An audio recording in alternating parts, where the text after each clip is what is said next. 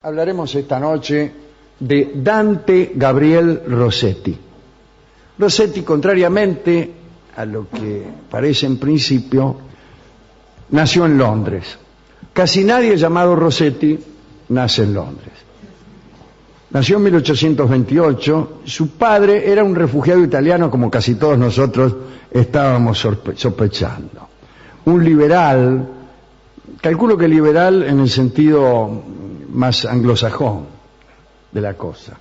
Aquí un liberal es una persona que está de acuerdo con el mercado, con la libertad de los mercados. En Estados Unidos un liberal es un progresista. Es un progresista, sí. Justamente. De modo que Dante creció en un ambiente liberal, digo, pero también literario, pues su padre parece que le había dado por el estudio de la Divina Comedia y por eso le debe haber puesto Dante a su hijo. Entonces Dante Gabriel creció en un ambiente literario y fue desde niño bilingüe. Lo atrajo, además de la literatura, el estudio del dibujo. Chesterton decía que era demasiado buen pintor para ser del todo buen poeta y demasiado buen poeta para ser del todo un gran pintor, lo cual es un chiste indigno del ingenio de Chesterton. Es un chiste, sí. Usted como hay otro que también es parecido, que es usted como músico es un gran pintor. Cuando una persona que pinta se dedica a la música. Qué risa.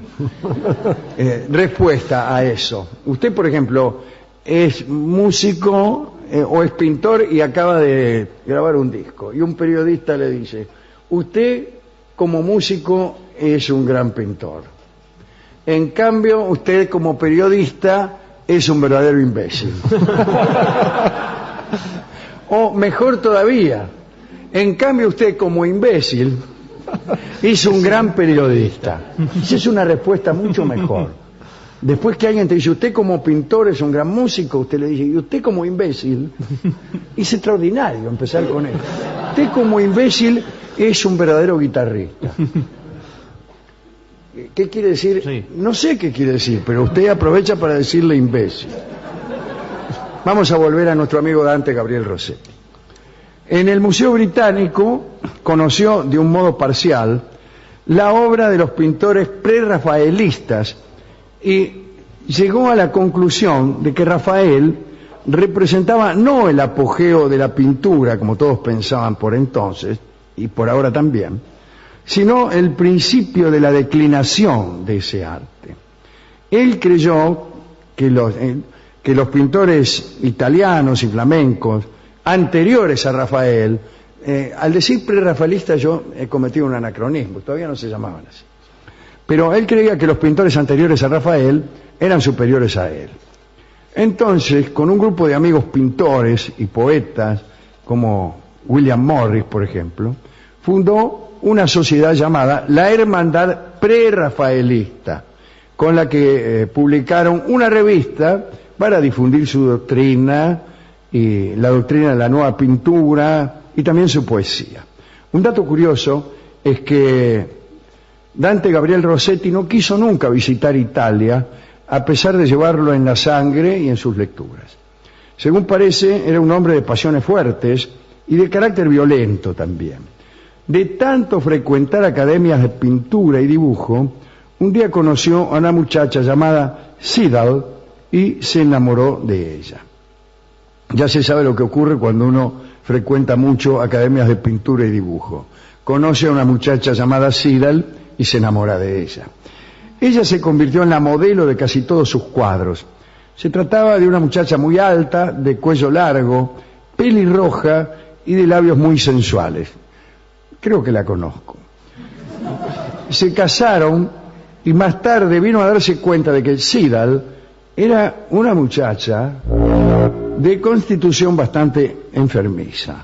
Durante el matrimonio, él tuvo otras modelos y daba clases como profesor de dibujo en una escuela nocturna. Y ocurrió que vino a enamorarse de una de ellas, no de una escuela nocturna, sino de una de las modelos que allí concurrían. Se enamoró físicamente, dice el cronista, ¿no?, de una mujer grandota, también pelirroja. El pelo rojo siempre ejerció una enorme fascinación sobre Rossetti. Y esta chica era tan grande que él la llamaba el elefante, sin ofenderla en lo más mínimo, según parece. Y aquí viene el hecho trágico en la vida de Rossetti. Resulta que una noche el poeta Swinburne fue a comer a la casa de los Rossetti. Después de la cena, Rossetti dijo que tenía que ir a dar una clase al colegio nocturno en el que trabajaba y lo invitó a Swinburne a acompañarlo. Ambos se despidieron de la señora Rossetti y una vez doblada la esquina, Rossetti le confesó a Swinburne que lo que en realidad haría sería ir a visitar al elefante. Muy bien, se fue. A su regreso al hogar, Rossetti se encontró con la casa a oscuras y se encontró con que su mujer había muerto. Parece que se había suicidado, ingiriendo una excesiva dosis de somníferos o de cloral, no lo sé. Se había suicidado probablemente porque sabía todo acerca del elefante y todo esto. Al día siguiente la enterraron. Y Rossetti, tal vez a modo de expiación, dejó sobre el pecho de su esposa un cuaderno manuscrito con su obra de sonetos que luego se llamaría La Casa de la Vida. Y no tenía otra copia, ¿no? Y la dejó ahí, hizo que enterraran esa obra que no se había publicado y de la cual no tenía copia, ahí junto con su esposa. Después de esto se alejó del elefante y se fue a vivir a una especie de quinta en los alrededores de Londres.